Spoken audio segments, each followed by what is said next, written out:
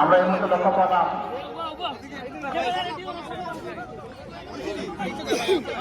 উদ্বোধনী খেলার ইয়াসির দলের মধ্যে সাথে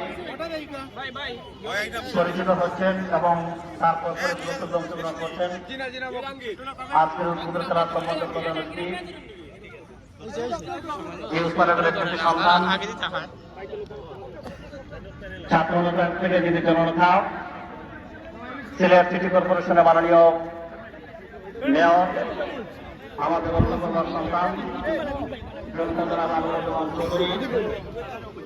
সাথে আছেন আজকের অনুষ্ঠানের সম্মানিত বিশেষ অতিথি জেলা পরিষদের সম্মানিত চেয়ারম্যান